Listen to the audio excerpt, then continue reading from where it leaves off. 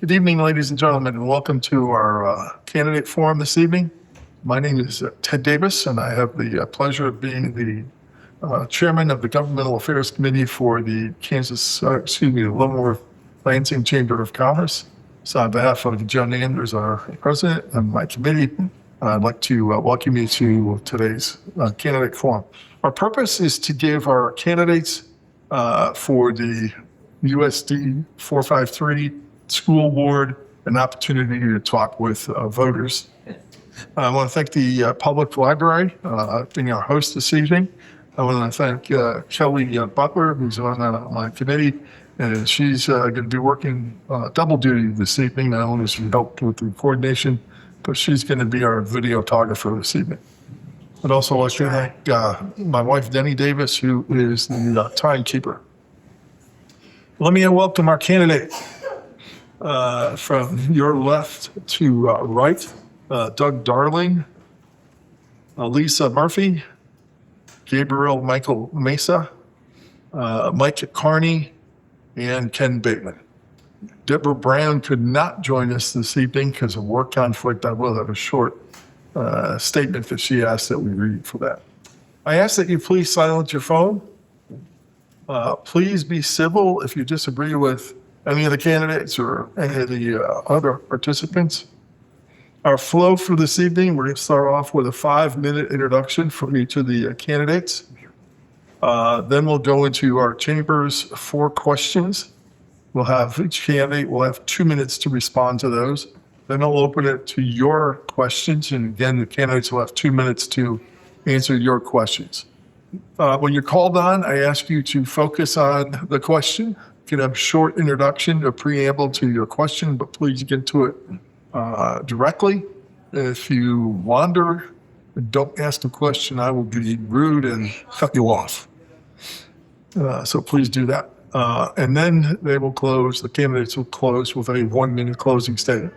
In the timekeeping, you'll be given a warning of 1 minute remaining, 30 seconds, 10 seconds, and finally stop, and you'll also hear a buzzer. So, candidates, any questions before we get started? You guys had 4 questions or 5? I gave you 4, but be prepared for 5, but given the length of it, I'm going to guess 4 of my 5. Oh, yeah. Let's see 5 on that. I'm going to ask 4 of my 5. Were you A-type or rigid? I just, pretty good math. You know, one time I because of the flow, I reversed order. I went 1, 2, and then the question 4, and it's shocking. I think Jeff Clupp. Oh my gosh, how can I do that? It was out of order. Last night I threw him off by asking a totally different question because they were already answering it. So I did an audible, as they say. Anyway, so if we're all set, Doug, would you start us off, please, with your personal introduction? 5 minutes. Oh, You've got the microphone. Leavenworth Use the microphone. residents. Leavenworth residents since 14 January 1983 when I signed into the fort. I decided to get off active duty and got a job civil service on the fort where I spent the rest of my career, retired from the fort in 2018. My grandmother was a school teacher. My mother was a school teacher. My late wife was a school teacher. And I've been interested in education in Leavenworth since I came back from a fort tour in '87 and faced a bond issue I knew nothing about and I didn't understand. So I voted against it, and I said, this is pretty stupid. So let me, find out more about what's going on in the school district. And I've been involved with the school district in one form or another most of the time since then. Weekly, when I'm not medically laid up, which I was this spring, I'm normally in 2 different schools within this district helping out teachers, doing what they need me to do to give some additional instruction or assistance to some of our students that may be struggling a little bit. And we do have a lot of students in this district that struggle. I will continue doing that regardless of what happens in November. It's a lot more fun dealing with young kids. I like them a whole lot because they don't sugarcoat anything. They don't like you, they'll let you know. If you're doing what's interesting, they'll let you know it as well. I like the same thing when I volunteer down at the World War I Museum doing, being a tour guide for school groups that came through, or working with scouts at all ages. And that pretty much takes it up. Thank you. Hi, I'm Alisa Murphy. We don't need to go into the year that I was born, but I will proudly say I graduated from high school January of 1979, several months before the Department of Education took over October 17th, 1979. 1981, I had my first child and then had 4 other children following that. Over this adult lifetime and my own graduating experience, I have generationally watched the evolution of our education. Some good, some bad, some ugly. So one of my goals is just to take watch and be vigilant and use my voice where I can to make sure that we are doing the best things for our kids. So I've been married before, so that's why I have 5 kids. 2 are from my first marriage and the other 3 younger. We moved here in 2002 and they attended school on Fort and then Patton on Fort, and they all 3 graduated Leavenworth High School. 1 in 2011, 1 in 2017, and then I ran for school board and took my seat in 2018. And then one that just graduated in 2000, and I don't remember, she's going to be 21. She graduated 2023. Yeah, 2023. We've watched a lot of successes with our kids here and in other places. And because of our military experience, I've seen how other districts have done things, whether they're DOD schools or whether they're civilian schools. There are a lot of great things that some things do. Some areas do and other ones don't necessarily do so well. I did not believe a lot of things my kids told me when they attended school here. There was no way that those stories they told me could be true. And over the last years that I've been on this board, I have found some of them are true and some of them are worse. So it's made me dig in my heels, and that's why I decided to run for a 3rd term, because I want to continue to make a difference and I want to continue to have those voices heard, because some of them have been shut down, not just students, but teachers and staff. And there's so many things that we could do better for all of them. And it's not always about the money. We also have to be concerned about how much of our population that we can keep here that's on a fixed income every time their taxes get raised. They are getting taxed out of their homes. I know even on my home that I've lived in for 15 years, taxes have increased my mortgage by 30% because it increases the valuation, because it makes the insurance go up. We are now paying almost 33% more for our mortgage payment than we did when we bought it 15 years ago. If we're suffering and feeling that, I know other people are. Now, while I have these 3 kids that have graduated, 2 of them still live here with us. We also help take care of my 7-year-old granddaughter, and she attends Enrollment. She's in 2nd grade. So where you want to get the unvarnished truth of things that are going on, she's definitely the person to talk to and has always been. She takes after her mother, and we do pay attention. So I want to be here to make sure that we are talking to more of our teachers and that we are listening to our students. And I really think we need to have more forums when they're available to be able to have those conversations with us and not be made to feel like, and I understand chain of command, military spouse, 45 years. I understand chain of command, but this is also a civilian community, and I'm a full believer in open door policies. So I want to have those continued conversations, because it's with those conversations we can find ways to mutually fix things. And that is my goal, to help continue to do this. And since we're so close to 30 seconds, I'm going to pass it on. Thank you.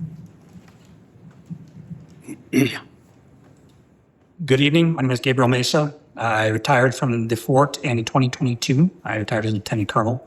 Currently, I still work on the fort. I am a distance learning educator, but before that, I was a tactics instructor. So adult education is one of the things that I fell into in terms of my career. I didn't plan on it, but after about, 16 years, that when they came back and said, "You made lieutenant colonel, that's it, now what?" I said, I'm going to go ahead and see if I can go back to Command General Staff College and teach, because I think the lessons that I take away and learn from all those years that I spent in military and in combat, they need to be bestowed upon this next generation of officers. So I chose to do that.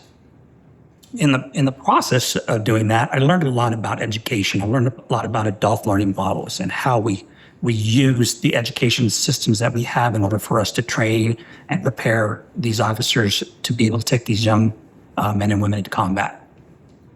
What I also learned is that as we start dealing with these generation of officers, they become younger and younger. I might get older and older for some reason. And what I'm realizing is there's some shortfalls in their education. Their ability to write is somewhat fractured. They're missing some key components, even as captain, multiples, and majors, mid-grade career officers. This is a problem. We have to teach them how to write a thesis. We have to teach them how to focus their efforts in English language, various things like that. And what that reflects is some of the things that they didn't get either in elementary to 12th grade education, or something they didn't get in college. And I found that to be a problem. Verbal communication, they're fine. They can communicate very well. They can articulate ideas very clearly, but it becomes an issue when you start talking about writing. So when the pandemic hit, I was caught between two places. I was, number one, a distance learning instructor, which means I was teaching, but at the same time, I became a parent instructor while children are at home doing learning. And I've got two young kids. I've got one that was in kindergarten, or correction, pre-K at the time, and I had a second that was in kindergarten. And what I found when I was there during the distance learning modules, or during the remote learning modules, I guess what they call it with the elementary education, was that we got some problems. They weren't prepared to deliver that particular curriculum in that design, in that format. There was a lot of confusion. There was a lot of fractures in the way that they were delivering things. So it made me start asking questions and pulling back the curtain to when we got back into class and we started putting kids back into class. Well, what's going on here? Can I take a look at your lesson plans and see what direction you're going in? And I wasn't seeing those things. It was like a big secret. It's like, why can't I see that if I'm trying to align myself and my children against what you're trying to accomplish as a teacher? So it became an issue for me of understanding what the transparency was and why we weren't getting it. And it's really concerning to me, because when you look at our test scores, when you look at what we're looking at in terms of ELA and in mathematics, we're still hitting the 50% threshold in the lowest level on those tests, which means we're not even meeting the basic requirements. Even with the adjustment the state made, we're not meeting those basic requirements for 50% of that population. That's concerning, especially in the younger ages. We can't get mastery of reading to occur between the kindergarten to fourth grade levels. Those kids are already behind once they hit the sixth and seventh grade levels. If they can't master reading, how the heck are they supposed to master mathematical computations? And how are they supposed to get their hands wrapped around problem solving in the mathematical domains? That's going to be a problem for them lifelong, or through the remainder of their K through 12 education. So that's something that really concerned me. I wanted to address it. I wanted to get in there and take a look at that, what may be a chaotic situation created as a result of the pandemic, and try and bring some order out of it and get us back on track for these young kids. Because it's important to them. It's important to me. If we don't set them out for a lifelong destination for success in both reading and mathematics, they will struggle in all aspects of their life from that point forward. And when you give them a credential of a high school diploma they need to have very clearly met various milestones that would set them up for any career or any trade or any level of schooling that they need in the future. Thank you.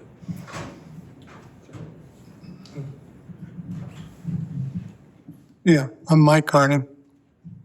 I've lived in this community all my life. My ancestors came here in 1854 from Germany, and some came from Ireland. I went to the Catholic school system here in Leavenworth, and it was a very good education. All my kids, all four of them, graduated from Leavenworth High, and they did well, very well, as a matter of fact. And I'm proud of them. I think we get a bad rap on a lot of things about our school district, especially by some local legislators that says that none of the last year's graduating seniors can read or write. And I think that class needs an apology. I don't think it'll happen. A teacher? So anyway, I got on the board the first time because my daughter got assaulted at back then it was West Middle School. And I confronted the principal, and he didn't have a very good answer to why this guy was still there after 6 prior assaults. And so I said, well, I'm going to do something about it. That's why I got on the board. I was in 1999, I believe. And I've been on and off the board since then. I had the little bout Agent Orange and cancer for a few years, but I came back in 17 and 21. I got the most votes in Leavenworth County, so that meant something to me. I think it's notable. I like to get things done. I don't like to talk about stuff and dig into dirt about things. I like to get things done. And it seems to be a little bit of an issue the last few years because I said this the other night. Politics crept into the nonpartisan board, and there you go. That's where it starts. And that's, oh, I thought you were. Pardon me? Oh, can you hear me? Yeah, we're close. Okay, how's this? Good. Better. How much time do I have? Besides my 5 kids, I got 9 grandkids. Unfortunately, I'm mad at 2 of them that go to Lansing. My daughter lives in Lansing. If that kind of made sense, they go there. And I didn't want to Uber them out there. I did a lot of Ubering here in Leavenworth. So, but they're getting a good education out there as well, I think. I go to a lot of functions out there for the kids. And but I think both our schools do a great job myself. But my wife taught in this district for 33 years. And she made a statement one time that was kind of callous, but it made sense because a lot of people that come to this community don't realize there's a lot of poor people in this community. And my wife said she taught 3 generations of dumb. And that means she taught grandma, ma, and the kid that she had at the time. So what's that all about? I mean, I look around, I see most of the people in here probably had the same kind of childhood I did. I sat down at night and read a book. My parents made me sit down and read a book. Excuse me, I'm writing it now. But the kids today, there's too many distractions. That's the biggest problem as far as I'm concerned, their schoolwork. And the social media is the worst thing that ever happened in the world as far as I'm concerned. A lot of bullying comes through social media. You know, comments that you don't even know who they are. I call it social. I don't want to say what I call it. But anyway, it's a big problem. 1 minute. Let's see. What would you like to know in 1 minute? You know, it's again. I'm a person that likes to get things done. I showed that when I helped Catholic schools raise over $1 million back in the late 80s, early 90s. And it just takes work and it takes the plan. And that's what I kind of thrive on, I think. I was also a vocational training director at the DB, and that's what stirred me into having the Leavenworth School District develop something because they didn't have a program back in 1999. But we finally got that accomplished when Dr. Roach showed up here, and I'll just cut it off at that and talk more about it later. Hi, I'm Kenneth Bateman. I moved here. Well, my wife went to CGSC here, and I came with her to CGSC.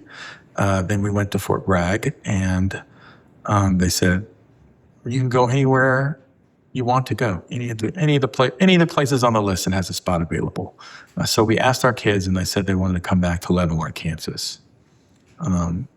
My wife did pointed out that Hawaii was on the list, and they should reconsider. But in the end, Leavenworth won. We decided to move here and make it our forever home. Once we got here, she decided she was going to retire from the Army. We started a couple of businesses. After she retired, she started her law firm. I've owned a couple buildings downtown prior to her retiring, and so my youngest son is 16, and he's a junior in high school right now. My oldest son graduated, I think, 2017 and a half, midpoint of the year. He is a graduate of the construction program that Mr. Carney had put in place. Thank you very much. Then he went off to join the Air Force, and like we told him to do. I always say there's no better Air Force recruiter than two Army parents. So I was in the Army. I went to West Point, and along the way I got an MBA and a PhD in business management. Once we decided we were going to make this our forever home, I reached out to some of the nonprofits in the community, and they were like, "Please come." I used to be on the board of the chamber. Now I'm over at Main Street. A lot of good things I'd like to think that we can do to make this community better. So I'm all in on the city of Leavenworth and the people of Leavenworth, and that's pretty much it. That didn't go anywhere near as long as other people. All right, thank you, candidates. Let me read a statement that Deborah Brown submitted. Again, she had a work conflict, so that's why we're reading her introduction. She wrote, "My name is Deborah Brown, and I am running for the school board in Leavenworth. I am a Christian and a resident of Leavenworth. My husband and I have 4 beautiful children, of which 2 graduated from USD 453 schools. My theme is working together for success, based on Romans 8:28, which says, God works everything for good of those that love him and who are called according to his purpose.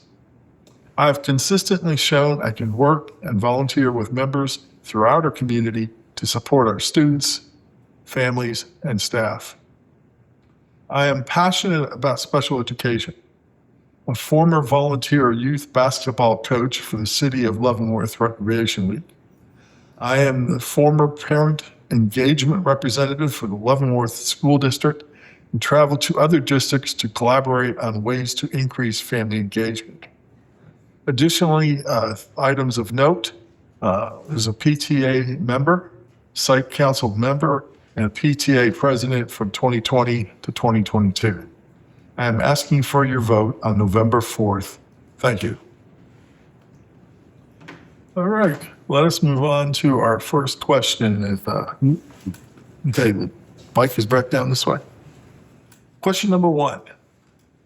In your opinion, what are the 2 most pressing issues or challenges facing the school district that are appropriate for the board to address, and what will you do to address them? Go ahead and just start with. In my opinion, the 2 most pressing issues for USD 453 we face is first, the hostility to spending money on publication for all students within segments of the population we serve. The second is belief that teachers are indoctrinating students in particular viewpoints. These combine to give Leavenworth schools a bad reputation, fostered by everything from Zillow ratings to social media posts which combine to discourage families from enrolling their children in our school system. While providing facts should address these misconceptions, I acknowledge that not everyone will be receptive to information that challenges their viewpoints. The school district and BOE should still remain open in their decision-making processes congruent with privacy laws. The district should continue to be welcoming and inviting to those who are willing to visit our facilities and are volunteer to help our teachers and students after completion of their background checks. Thank you. All right, I find two of the most pressing issues of our district right now is the consistent declining student enrollment. It's become chronic. 145 students this year, well over 100 and some students last year. We're looking close to 300 basically within a calendar year. That affects the money that comes in for aid. That affects federal money. That affects state money. That's another reason why taxes usually end up having to go up, because we're losing students. Yet you would think with losing students, you would need fewer teachers based on those numbers. So how can the board address that? One is to go and find out why we're losing them. Now, what I have done, because some of this is not just a board view to me, so I took the time to interview several teachers and parents over the last couple of days once I got these questions from Ted. And I think these are the most important comments when we get in further to these other questions. One of the other things is parents do not feel their children are safe, being properly educated, treated equally, or fully protected. Transparency is a key to gaining that trust back. And that's things that we're, as board members, are going to have to assure that our administrators are doing that. And until they feel they are safe, they're not going to come back. And they did not go far. They just went to Lansing. Real quick on the second one, this leans into the scores that have been falling. I want to tell you right now, we are not the only place this is happening to. So I went ahead and did some research on Japan. And in Japan right now, since 2023 and 2024, 346,000 students have skipped school for more than a month at a time because of stress, bullying, and fear of teachers. And I do, if you want some articles written about that, I'm happy to share them. Thank you. Okay. In my opinion, one of the most pressing issues, obviously, is the English language arts at level 1 and below. Okay, that's 50% in the 5th grade. That's a huge concern. Equally concerning is the level that's at 50% at the 3rd grade. Okay, these are two cohorts that are separated roughly by 2 years. There seems to be a problem in reading. I don't know what it is. I know that there's some issues. What is it? Is it measurements? Is it the instruments? Is it the curriculum? Is it the materials? It could be the medium that they're being taught in. It could be the environment they're being taught in. I'm not sure. We don't really have a good answer to that question, but we do know that this particular objective piece of information tells us something. It tells us that we're at 50% below the right position we need to be in for reading competency. I do know that we do have a very good opportunity between the ages of 4 and 7 to teach language, to teach English in a very effective manner. Children have a lack of inhibition. They're not afraid to make mistakes at that age. So that's a positive aspect that we can use. They're not afraid to connect to natural acquisition, and they most definitely have that opportunity within their brain to use those neural networks to be able to create those connections for reading. The second issue that's pressing, obviously, is the distrust that is occurring between parents and the schools. Various friction points are the result of this: activism in classrooms, school data collection, which people don't understand or don't necessarily understand why it's happening, the introduction of additional mental health providers. This type of activity doesn't instill a confidence in parents. But one of the most disconcerting things I've found is that parents are often referred to as guardians. That's not the case. We are more than guardians. We are parents, and that's a completely distinctly different role than from a guardian.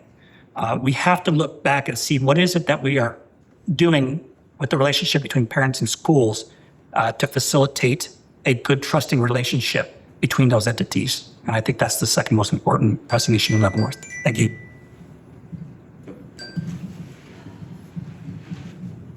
Well, there's all kinds of problems in the district, are unfunded. But one of the big ones is I don't think we have dedicated teachers like we used to. It seems like everybody's just after the next biggest buck. And I think it's pretty rampant, really. I mean, we can't compete with the Johnson County School. So we'll get somebody in here, boom, they're gone. They're not staying. Like I said, my wife taught in this district for 33 years. She was dedicated to her profession. I don't think we have that dedication today. And we got to find people when we go on our searches and quiz them about their dedication and what their thoughts are about that. We got every year several colleges, and it just comes back to bottom line. But we've managed to make the pay reasonable over the last 4 or 5 years or more, but it's just too easy to go somewhere else. And I don't like microphones, I guess. But the second thing I think, and I've harped on this forever since I've been on the board, and that's parent involvement. I mean, like I said, there's a few old timers in here besides me, but my parents sat down with me and read. I didn't have a phone to play with. And there's nothing that makes me more sick in my stomach going to a restaurant and see the whole family sitting around a table with their phones up in their face. Then you talk about interpersonal skills, that you're killing them right there. But I'm really against, I've tried for probably the last 4 or 5 years at least to get a ban on the phone. They don't need the phones in the school. We got a really good phone system out there. So I will pass the torch. I think one of the number one issues is the chronic absenteeism at the school. USD 453 in their latest accountability report has a chronic absenteeism rate that's twice the state average. Okay. So while it may be increasing,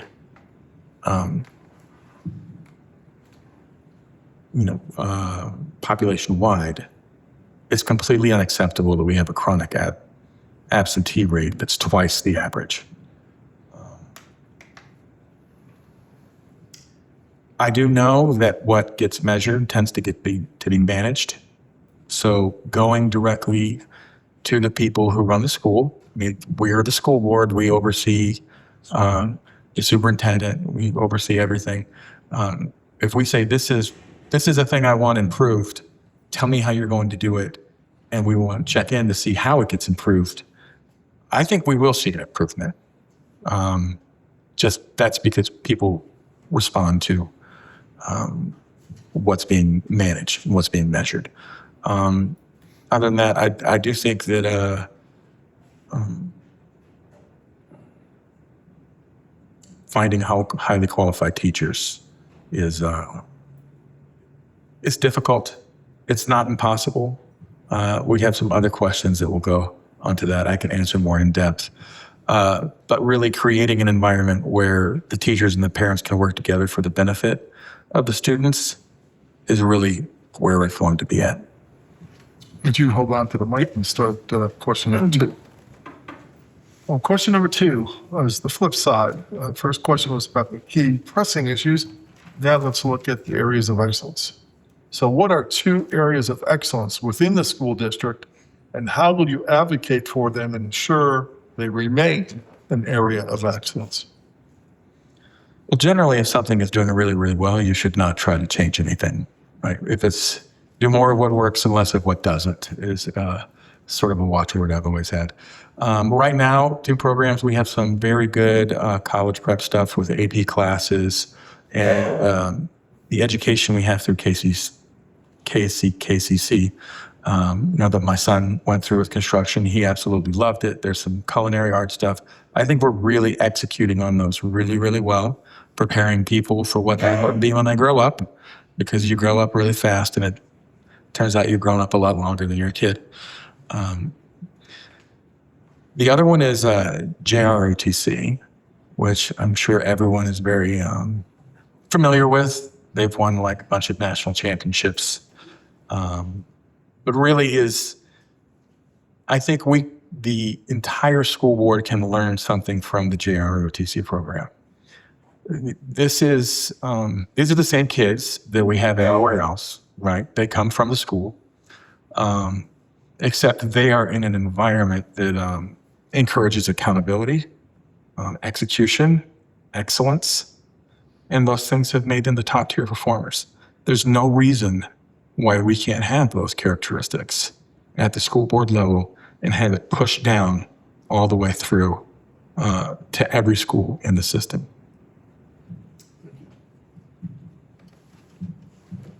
Well, I think it's pretty obvious about one of the success stories, and like this, it's the JROTC program.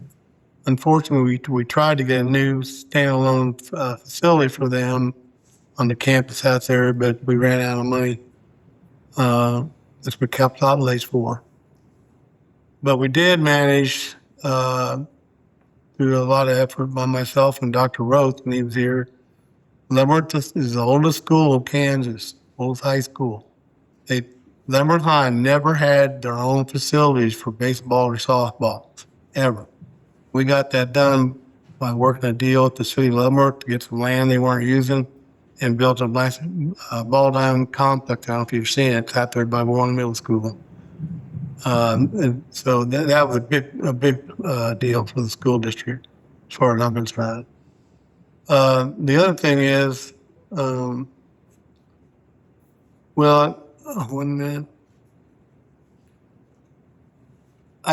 I said before, I think we're getting a lot of bad rap on the kid, but when you look at some of the success stories, like the number of kids that get nice scholarships, things like that, the success we have with the CTE program now, if you're familiar with that, is something we've been lacking for a long time.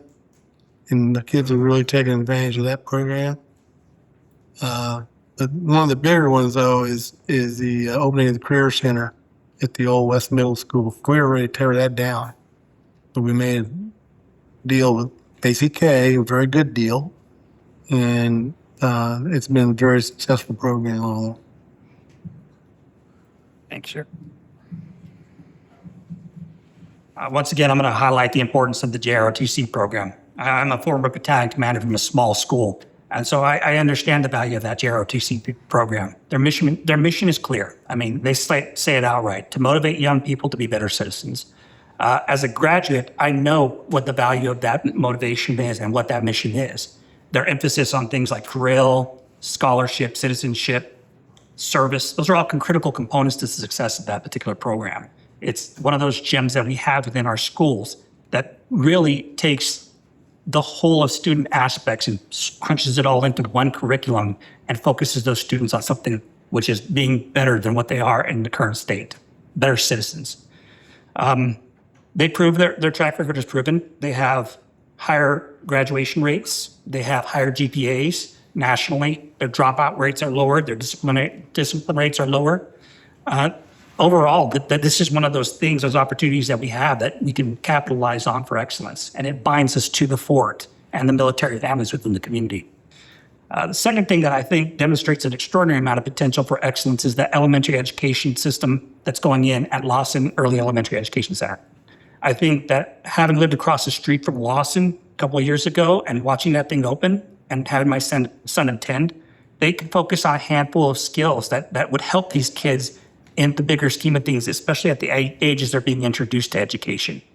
Friendships evolve beyond immutable characteristics, and they don't deal with partisanship and politics at that level. They only know that they're friends, they agree with each other, they have good times together, and that in the process of learning, they're learning how to read, they're learning how to read at various levels, and they're at the entire time, while they're being assessed on their capabilities, which can carry on into the future grades for them. Thank you. Okay, I'm going to lean into the CTE program, but it's going to be a backslash with JROTC program. What is CTE? That is our career technical education. So that's your STEMs. So trade schools. And I'm going to say, to me, JROTC is a type of career technical. They're training people to be possibly future military members with leadership and dedication and other aspects that maybe is not infused in the other parts that will carry them wherever they go. And my younger two have all been JROTC. Our youngest was the cadet command sergeant major and the cadet chaplain for her last 2 years, and they did several of the teams. So I know how they got scholarships to St. Mary's for women's flag football, for soccer, for even gaming, which is kind of sad to say, but she's 26, brains developed. But we need to have funding for this because it is growing. We are outgrowing our CTE program, and we're not sure what's going to happen with the Pioneer Center once it gets built in Lansing, or what's going to happen with West between the two if we do another agreement. Another point of excellence is the Early Childhood Center. It's probably the most crucial area to focus on. We've been educating right now, this very moment. We don't like to think about it, but we are educating the COVID babies, the babies that were born during COVID, the babies that looked at faces that were missing 70% of their visual cues. They couldn't read things, the muffled sounds, couldn't watch how to articulate words. And I'm really interested to see on what we're going to do with the challenges that may come because of that. And I would like to see more library books in there. I never saw one come home with my granddaughter. It's hard to limit to just 2 areas of excellence. All 3 of my sons went through the entire school system of Leavenworth from kindergarten to high school graduates and are successful in their chosen careers. I would rank our top graduates against top graduates anywhere in the country. JROTC, I agree on that one. The other part is what the high school calls the practical arts, which has already been discussed, such as the CTE, including its associated DECA clubs and computer-aided designs, which have won national honors. The BOE needs to continue supporting those programs that are beneficial to our students so that they achieve the objectives of either all enrolled in an education or vocational program, are enlisted or employed upon their high school graduation. The BOE needs to spend money and other resources to publicize their accomplishments and legacy in other media. Thank you. Lisa, would you please start on the next question? Question number 3. As a board member, what is your role in the strategic management of the district? And what are the limits on board actions in dealing with daily functions of the schools and classrooms? All right, so I'm going to start with our board policy, BA. And this is exactly what it states the board does. It shall provide the best education possible within the financial limitations of the district. Very vague. I mean, there's other policies that go behind that, but it's very vague. So if you go to AI, not that I like AI, but school board members' role is to govern schools by setting educational goals, adopting policies, approving budgets, and hiring the superintendent while serving as a link between community and the schools. We don't get involved in the weeds of the day-to-day activity. It is up to us to get the reports from community, teachers, other people, and then present those. Personally, I usually do it in executive session and say, this is what's been said, this is what's been, and let's go find out what's going on.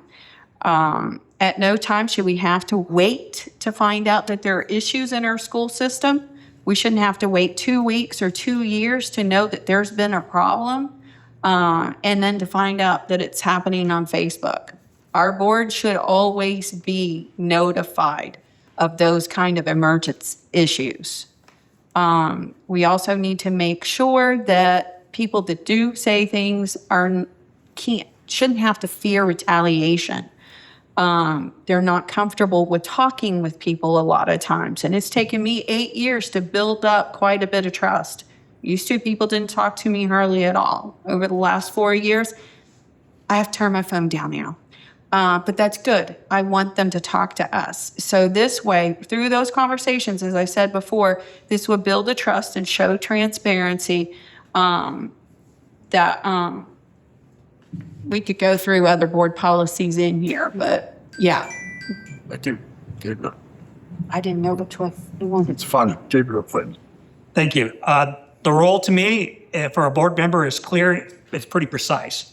Oversight, establishment of policy for the district, ensuring compliance with the laws, regulations, meeting the community standards that we're looking for related to public education, as well as centralized planning. These are the things that a board should do. And most importantly, make the hard decisions when required. I equate the role for the board for establishment of policy is creating those fence lines within which the administration and teachers can operate, giving them some space for them to be able to execute decentralized. That's important. They need that kind of freedom and that latitude, but they need some boundaries to be set. So not only are they clear as to where their limits are, but they know that beyond those limits, the board and all those elements of the board are there to protect them from any sort of implications or actions within the laws and as well as the regulations that they have to deal with in the future. The board is also responsible for accepting risk or underwriting the risk when there has to be risk taken. We have to look at some of the things that are unclear, muddled, or undiscovered when it comes to various policy issues that may arise. One thing that in particular that comes to mind is what is the role of AI in the future of education? We don't know, but we got to make some sort of determinations in terms of what risk we're willing to accept and what risk we're willing to underwrite for the teachers that decide to use this type of technology. That decentralized execution that we kick down to those teachers, it gives them the latitude to be able to use the skills and the education and the knowledge that they have in their classrooms to be able to do what they need to do for those students within their charge. If we continue to just centralize command structures and various aspects of administration, we're really taking away from our talent pool in that respect. So we really need to look at how we're going to, as a board, empower those folks. Thank you. Well, I've been on the board a long time, and it still hasn't changed in my mind what our role is as a board member. It's oversight. We don't get into the strategic part of it. We hire people, pay people some good money to take care of the business. We've been very fortunate in having good business managers over the years. We've had AAA audits that every year. So we're doing the right things strategically and money-wise in a certain aspect, but the board doesn't need to be getting involved in day-to-day operations, in my humble opinion. Like I said, that's why we pay people. But we do have to set policy, and that can be trying at times, but it's still a major factor of the board. I think the other thing,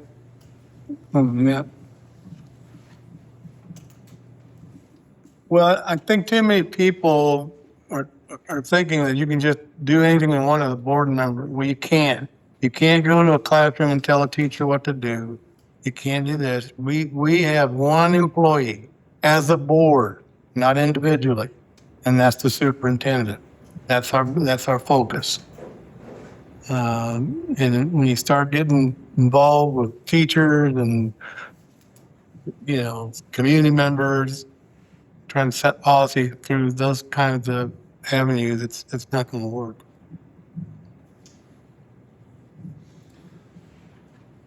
So every board that I've ever been on has always had the strategy, the policies, they're created by the board itself.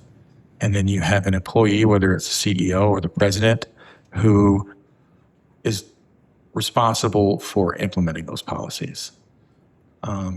That's the correct role for a board, is we create the environment and the expectations for the people we hire to do what they need to do, okay? If they can't, then they can go find somewhere else to work, and we'll find somebody else who will do it. I don't want you to think that I have a hard time doing anything halfway. Right, I like to do everything as aggressively as possible, and I would approach this position similarly. I have pretty high expectations of people, especially people we're paying a lot of money to, and I can understand that, he has a lot that he is responsible for. Got it. But at the end of the day, he needs to implement the strategy that the board has decided and the policies that the board has decided to adopt. Thank you. Let's take a look at it, but journey all the way down. Yep. Oh, down here. Yeah, that. The school board ensures that the educational policies align with local values, needs, and they function as a bridge between the community and the school system. School board members should not be involved in day-to-day operation of the district. School boards set policies, approve budgets, evaluate results, hire district leaders, and adjudicate disciplinary actions when appropriate, such as long-term suspensions. The conduct of day-to-day operations of the district is why they hire a superintendent as their sole employee with the knowledge and experience to run the district. Board members have no authority in their district outside of announced board meetings when they operate as a collective body. Okay. Gabriel, would you please start for question number 4? As a board member, how will you support the district's efforts to recruit and retain quality employees, especially teachers? Human resources is kind of a tricky subject. We have a pool of workers out there. We have a pool of administration and management out there. And one of the things that's unique about a school is that your pool of workers are teachers. They're an educated class. Right now, we were kind of struggling with the major complaint that keeps on elevating himself, which is that there are too many students, not enough teacher to go around. That's a big deal. If your workers or your working class within your school is teachers, well, how do we facilitate finding more teachers? How do we facilitate putting more teachers into the environment to be able to create that environment of learning that's adequate and size-wise appropriate so that all students are capable of learning? Do we add additional layers of management? That's not necessarily the right answer. You don't want to end up in a situation where you're in office space where you have more than one boss and you don't know how to answer all of them all at the same time. That's a bad situation, especially if you're a teacher and you've got 23 or 20 little souls that you got to take care of in that classroom. Centralized planning and preparation is what a board does, but decentralized execution is what a teacher does. And if we want to retain that talent, we got to give them some latitude. And we got to make sure we equip them with the right skills. We don't need more master's degrees than the roles for the school. If we have 14 leadership master's degrees in a school district, how does that benefit us when we need talent in math or when we need talent in reading? It doesn't. So one of the things we really got to take a look at is how do we incentivize those teachers to get the right skills in order for them to enable their students? That's something that would probably need some looking at. And when you think about it, the bonus and incentive structure isn't going to be based off of the monetary issue. It's going to be based off of an intrinsic reward or an intrinsic value that they gain from seeing their students succeed. Thank you. Well, I think getting teachers to come to Leavenworth District is a challenge for a number of reasons. And I already talked about that a little bit. One of them is the pay.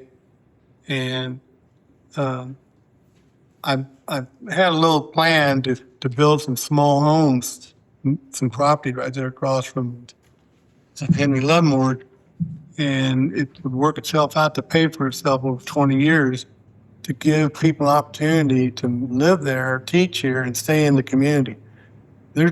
People don't stay in the community. You see a lot of cars coming in from Kansas City that teach. The rent here is ridiculous, for one thing. When you're making $50,000 and you got kids or so too, and you can't afford it. I mean, I think the cheapest place you can rent right now in Leavenworth is about $1,500 and it's just out of sight. But that's another story. The other aspect of recruiting that is, we got a team that goes out every year and they work hard. And I've gone on a couple of trips with them, and it's tough. I mean, if you don't have anything to offer, you're not going to get teachers. I still go back and say the same thing about the dedication we have. The teaching business is going away. There are not a lot of people out there wanting to get into that anymore, I don't think. But that's all I got to say about that. I think, when it comes to hiring teachers, that is it's a difficult process, but it's somewhat the easy part. The hardest part is retaining the teachers. Just like in most businesses, it costs far more to go to replace somebody with years of experience than it is to get someone just to fill an empty space that needs to be filled because we have a manning chart. So really, what can we control? I mean, the board can control the pay that we offer to new teachers to have them come in. That's the only thing we can do with the new teachers, is what do we get them in? We can retain them by having a culture across the district that it encourages them to stay, encourages them to be long-term members and be there for 33 years. Know that they have the support of the administration. Know that we're all working toward the same goal. Nobody else has some other design on what they want to get done. Creating an environment that allows people to be their best and know that they are part of something bigger is far more better than just trying to cycle through, teachers and this person wants to leave. And it's way cheaper than it is to create an environment where people want to stay than it is to try to replace everybody every 3 to 5 years. Alisa, we'll go to Bozeman. All right. So hiring's great, but let's talk retention. One of the first things we need to do as a board to help reinforce this is listen. We need to be able to listen to the teachers. Most of the time, most of all our reports come from the superintendent or assistant superintendents or directors in departments. We are not getting to the teachers and their information. So when I said that we were going to go back and I went and interviewed some teachers and parents for some things, I have some comments here. General consensus is the board should be visible, present, and able to be talked to and with. Our teachers are to be able to be in a space where they are not afraid or punished for doing what they perceived as the right thing in certain situations. After all, they are in live action with whatever's happening there, whether it is disruptive behavior or many other circumstances. For retention, they feel it's important for everyone present to be united with the expectations and rules and agreements throughout the year, not just at the beginning and then letting it slide toward the end. Complacency of the admin reduces the morale of the staff and the teachers. There needs to be consistency along with preventing bias and nepotism. Keep accountability and repercussions for actions equal to all, not different from each individual person.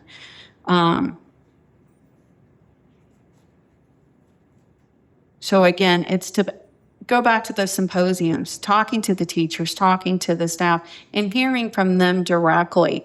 And I'm not saying administrators are telling us a different story, but they're going to have a different view or a different perception. And these teachers may not be as comfortable talking with them for whatever reasons in the dynamics of culture of the classrooms or the buildings. Again, another reason why we should be able to have them freely talk to us when they want.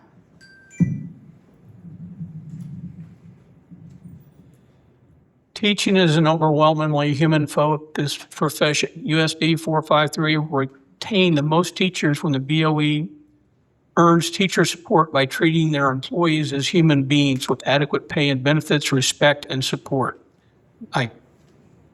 Lisa's really hit that fairly hard.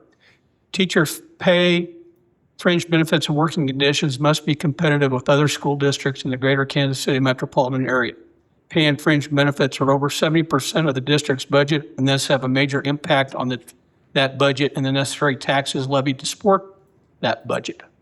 Respect comes to a close second to pay. Teachers are often expected to work long hours, do extra work, and invest themselves at an incredibly deep level, not necessarily being compensated or having their extraordinary efforts acknowledged. The BOE and administrators should take the time to actually listen to what is happening in classrooms with challenging situation and teachers' ideas for improvements. Another part of the BOE is supporting building administrators that give the proven teachers as much autonomy as possible. Education best practices show that allowing for choice and agency is as good for teachers as it is for students. Teacher has shown that they are skilled professional. The BOE and school administrators need to get out of their way. Thank you very much. Ladies and gentlemen, I'd like to open up to your questions. That's the first question. Yes, sir. Okay, so the cities and counties use TIFs, RHIDs, other tax incentives that would directly impact what you guys would get from property taxes. Are you guys for or against that kind of policy or procedure to help bring in residents into this town? Who would like to go first? Doug? And I don't remember using that exact phrase, but in the past, we've granted, recognized the need for tax abatements in some areas to allow businesses to continue to grow. The former ZEC dealership is one I can think of when they expanded into some property that was going to generate about $25 as a grass-filled, dandelion-filled block with nothing on it.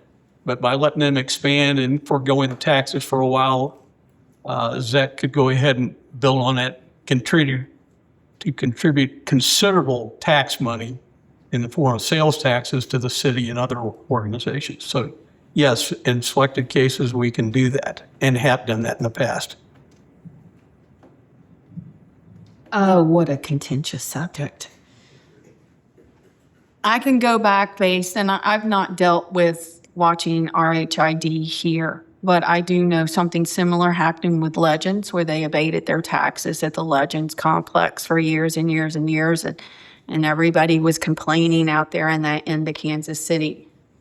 To a degree, I do have a problem with somebody getting out of paying 20 years worth of taxes, because one, if we're already talking about we can't provide housing for teachers making $50,000 a year, what makes you think they're going to be able to afford this new housing complex with $330,000 homes?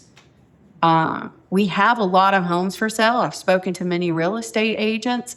There's like a standstill going on right now, and I can count 10 just going from my house to Henry between the residents and things. The houses are setting. So it's not like we are not getting people or we don't have homes.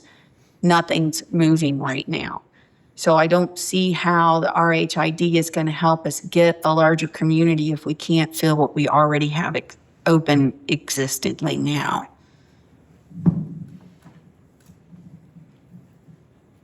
I guess my answer would be it depends. It depends on size, scope, the term. Leavenworth is not creating any more land, so the question is, where are we going to put this development at? Property prices fluctuate. The real estate market is fluctuating right now. We're looking at roughly 120 to 140 houses on the market at any given time. At this point in time, the last time I checked, there's some other things we got to contend with here too. We have a population decline, so we are not growing any more kids. We are growing roughly less than the replacement rate. We have to contend with the fort itself. What does the downsizing of the military mean to us in terms of the community? A lot of these folks that come here for school, they will buy in the community, but if they're not coming, then we have a different problem. And then, of course, you have competitive markets. There are other markets out there that are willing to put in such things, such as RFID, to get that development done. And can we compete with those markets? So it really depends on the circumstances of the environment that we have to operate in. That would be my answer.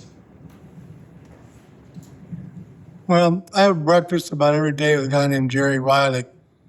And every day he says the same thing. You know, I begin to think he might be getting old. Or chronologically gifted, I should say. But he said there's no new homes being built, not in the Leavenworth proper. There's growth in Basel, there's growth in Tongi. Lansing is kind of stagnant. But the bottom line, there's just no growth. Like I said, there's no place to go. We're trapped by the fort, trapped by the river.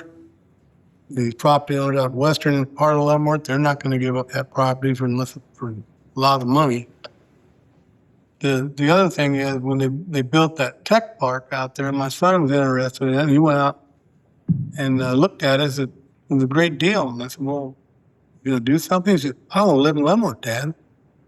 Why is that? He said, there's nothing here for me. And they got a business, but that's it. Got to go to Kansas City and things like that, but there's nothing here for that age group. It's in Headline anyway. And I don't we talking about the RF, that thing that they're trying to do out there in Lansing? I missed it. It's RF. RHID. Yeah. Well, I don't think those are going to fly. Everybody worry about taxes. Looks like they're going to get nailed on taxes on that from what I saw. I don't know. But I don't know. Somebody got an answer about building. There's a lot of houses here. I've rolled out. You don't see any new houses being built anymore unless it's somebody building their own.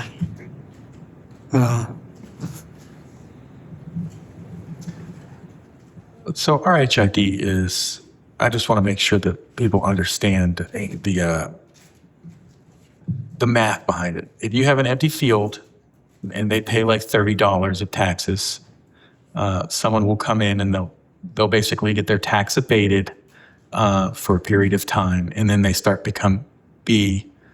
They'll pay full freight on their taxes after the time period's up. If nothing gets done in that field, you'll still make nothing in taxes. If you put somebody in, if you put houses there, those houses get filled with kids who can go to the schools, and they increase the supply of housing, the housing stock in Leavenworth. It's a no-brainer. RHID is a no-brainer.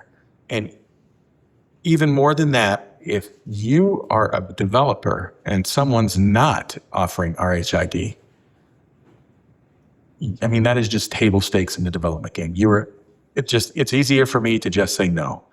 And I have grave concerns that in the past we've had 2 RHIDs eliminated at the county level. What message does that send to the development community? It says, we're not open for business. We're not open for business. We don't want you to come build houses. So if the supply of houses remains the same, the prices are going to go up. That's just basic economics. That is the solution to the high rent, is to build more houses. Period. Thank you. Next question, please. Yes, ma'am. Okay. First of all, I am president of LARSPA. That stands for Leavenworth Area Retired School Personnel Association. We gave out 2 scholarships this past year for $1,000 each for teaching for that. We got 2 people sign up. This is 5 high schools. We're talking Leavenworth, Lansing, Basel, Easton, and Tonganoxie. 2 people, that's all. So that's what is coming. People are not going into teaching. They have too many bigger amount of jobs to get, okay, or bigger paying jobs, I should say.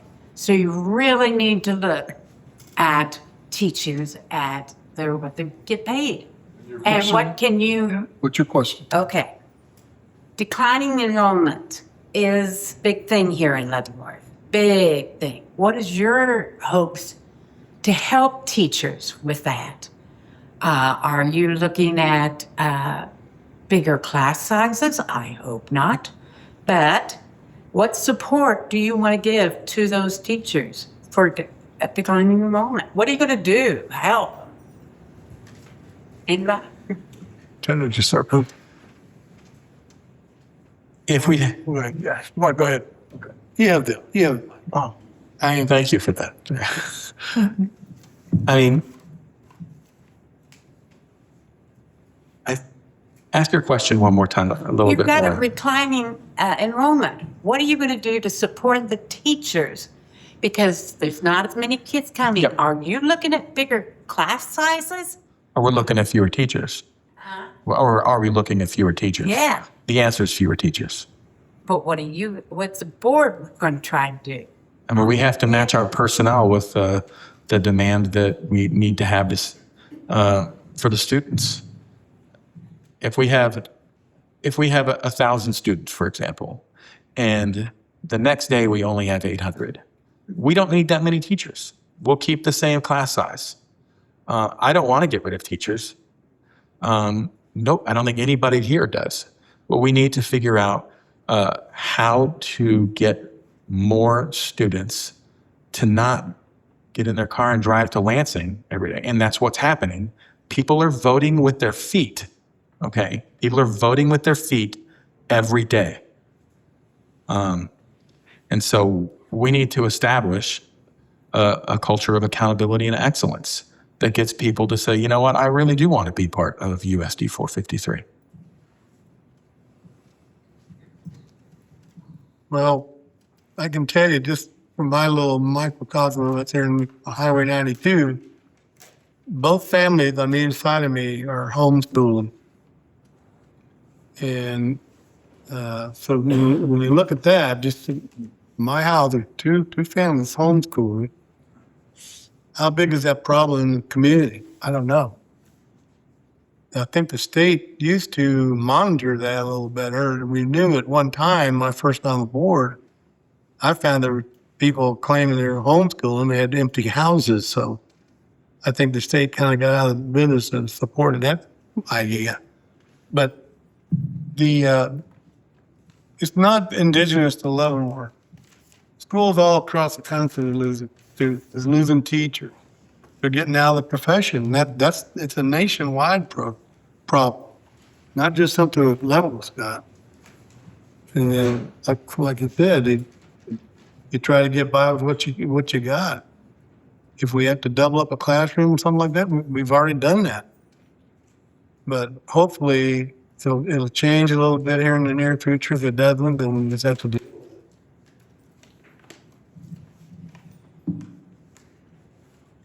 So declining enrollment's an interesting question. I mean, it's not attributed to people all necessarily walking or homeschooling. Part of it is that population decline as well as the implications of the forward and the downsizing and the fact that you have the student population not bringing their students to this district. That's a part of it.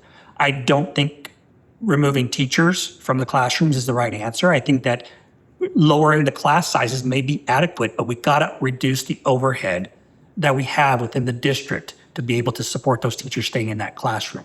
That's where the metal meets the road. That's where it has to happen. With a smaller class, a teacher has more opportunity, more flexibility, and more time not consumed by a large class to be able to conduct what they need to conduct in that classroom. So I think we really need to take a look as a board as to what the overhead that needs to be cut in order for us to sustain manageable and usable class sizes with the adequately staffed teaching capacity within each one of those schools. We need to find out what that good number is. And we need to make sure that we empower those teachers to keep them, retain them, and then incentivize them to stay in this district, because there are many other things that we can do besides just give them bonuses and raises. We can get them some of the key pieces of education they need. We need to figure out what the right tools are to keep them, and the right tools are to empower them in that particular classroom. I, for one, am not for bigger classes. I think 18 in a class is pretty manageable. You might be able to do a couple of more in a class once you get to high school. No one wants 25 pre-K students at one time. That's not manageable, even with a para. That's chaos. It might be kid-friendly chaos, but it's chaos.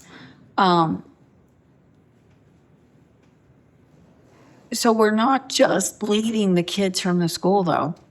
We are bleeding the teachers. They are leaving their profession. But one of the other problems that have been having is the military families that get here many times have licenses from other states that aren't necessarily approved by this state. I did find out today the Department of Defense liaison officer released the working state policymakers support for military families, which is going to be working state to state through all 50 states to make sure that these licenses, and it would include more than just nursing, can be transferred over to that state so that you're not have people giving up and not getting to teach. So this was some good news today for all of us. Maybe not so much for the retention, but definitely for the recruitment. We may have to look at if they do increase class sizes a wee bit, that we have to have teachers' aides. Maybe not so much paras per se, because they're designated for special things that they need to handle, but maybe teacher aides. We lost a huge volunteer force of parental volunteers, not just because of work, but just even COVID protocols that families didn't feel welcome there to be with their kids. And we need to revitalize that too. We need to revitalize that, hey, we want parents here to volunteer. We want grandparents here to volunteer and be part of the kids' education. And I think that'll help.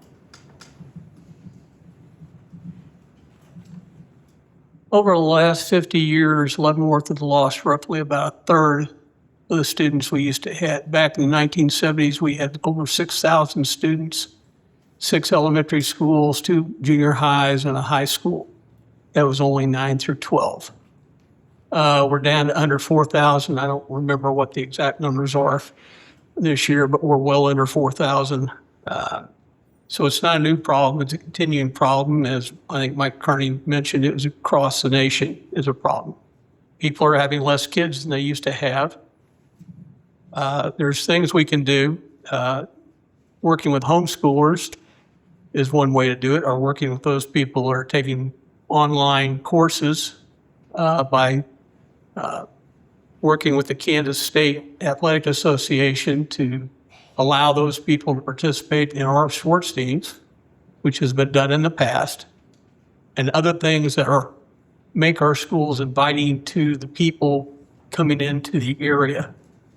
And that requires us to get the information out, which means we need to have somebody at the probably district level get the word out what all we're doing to support parents, and we want your kids in there. Thank you. Last question. One question concerning childcare. That seems to be a big issue in the school system right now. Have you given any thought to how you can address the childcare issues, and whether or not maybe you could set aside one classroom in each building to function as a childcare organization or not? I think that was identified at the breakfast this morning. You mean childcare for teachers? Yeah, like a district childcare? Childcare for Yes. teachers. Yeah. If you'd like to include that in your closing arguments or closing presentation rather than answering Mr. Wood, that's fine with me too. If you could, so the question was childcare for the faculty, for the staff. It's some birds available as a way of retaining teachers. Doug?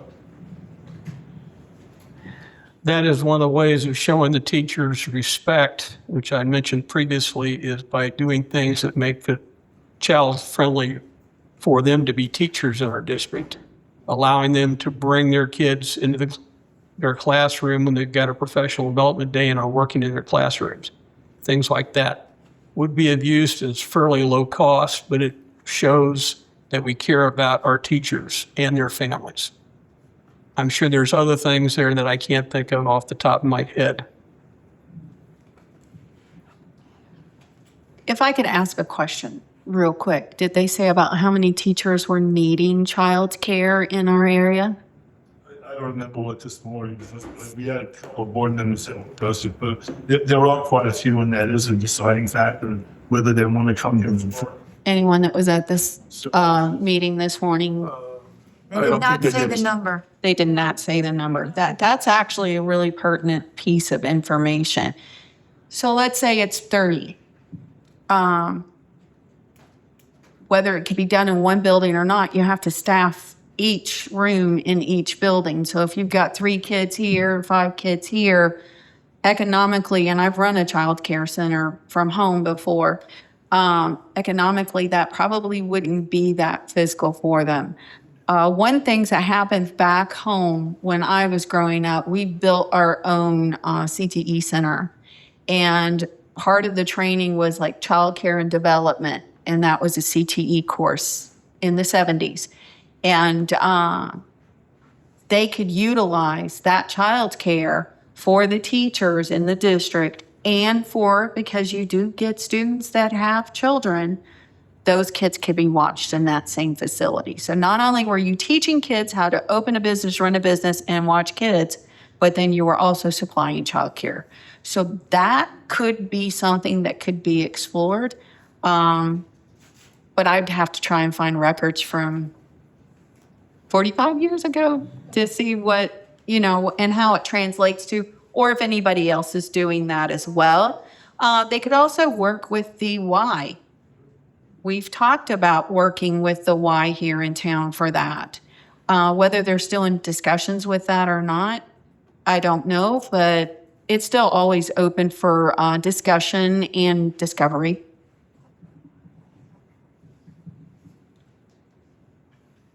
Well, I was a single dad and I never cracked the code on childcare on both, so I have no idea how that works, especially for having been a soldier trying to get into the CDC. I would definitely entertain childcare for teachers at the schools. That would be something that I would definitely be interested in and actually support. If I had that option, I would go teach. That would be something that would be viable, and a incentive structure that's built in that allows me to not only be within the proximity of my child that's in the early developmental stages, but also to do a job that I find rewarding. So that is definitely something that I would put on the plate in terms of being able to do it. Credentialing, certifications, all that thing, of course, that you're going to have to run that gambit. But if we come back with a feasibility and a plausible solution, definitely would be something I put on the plate. Well, I think we got off track there on what we were talking about. I don't like the idea of teachers bringing their kids to school every day, if that's what the idea was. But we have an after-school program after school. So that our kids, they're, 3rd, 4th grader on up. But to have people bringing their kids to school every day, I think would not be a good idea. I mean, there are some corporations that have on-site child care. This should probably not be on-site, but more of like a pooled location, I guess, where certain employees could work. I mean, this is a benefit question, right? This would be a benefit you would have for being a teacher, that you could drop your kid off and then before you go to school, and then you don't have to, fight the Lord of the Flies for the one single available spot in a daycare downtown. It's a bit, I'm sort of with Gabriel here. You need to do a feasibility study of it. You need to say, all right, what does the unit economics look like? How are we able to make this happen? Would it cost some teachers, would there be like some payroll deduction or something like that? It's a benefit, it'd be a benefit of working there, but I would be very, very interested in taking a look at that, because that is the sort of margin of excellence that can keep people staying in your community for a long, long time. All right, thank you, candidates. It's time for your closing statements. Candidates, please start us. Well, I'm Ken Bateman, and I'm running for USD 453 School Board. I want to bring a culture of excellence and accountability to all the schools. My children are students of the school system. One's a graduate, one's a junior who, believe it or not, decided not to come because he has other things to do with his life.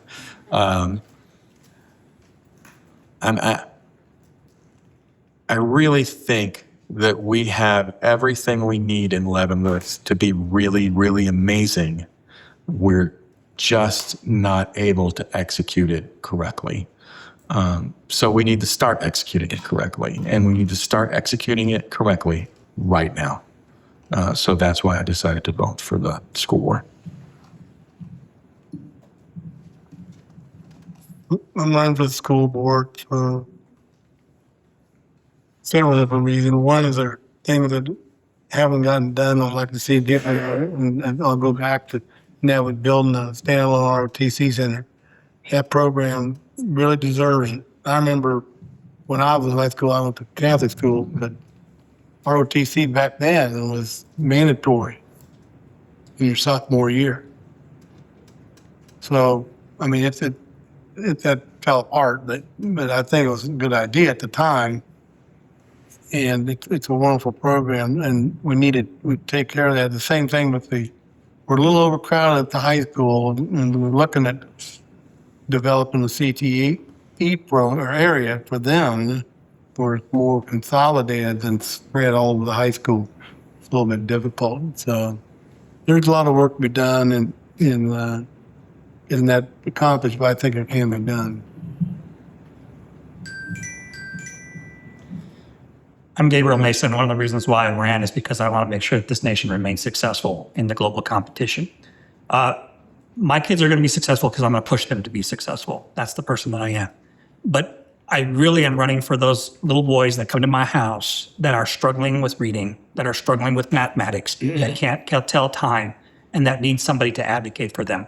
The ones that are out there in the scouts that are having trouble engaging in class or feel that they don't belong inside of schools.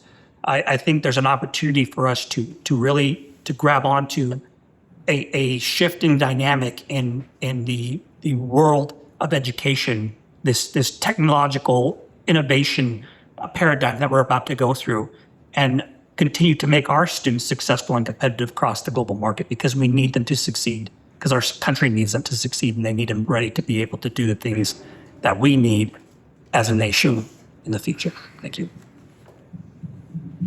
Hi, I'm Alisa Murphy, and I'm running for re-election for the school board because I want to keep those community connections going. I want those conversations to continue, and I want those people that feel uncomfortable to feel more comfortable coming forward with good, bad, and ugly, whatever it is, because that's how we work together to fix things.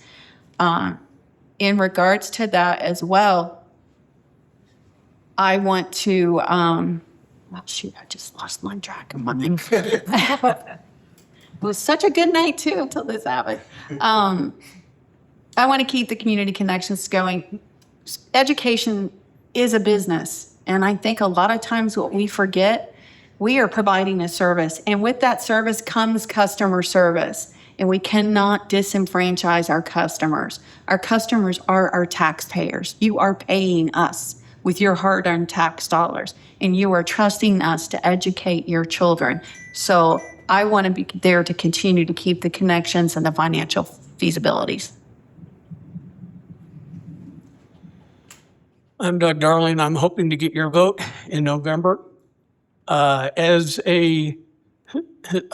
one who likes to study history, our founding fathers believed that citizens should serve their communities. This is a way of serving the community. By serving on a school board, I've done it before. If I don't get elected, that's okay. I will continue serving in other ways. I enjoy working with the kids I see every week in the schools. That's probably why I wasn't here. I probably caught a rhinovirus from one of them on Saturday. So all in all, I think our schools do a good job for those who come from families that support them. we need to go do more for those places that where parents don't support them. Thank you. Ladies and gentlemen, please help me.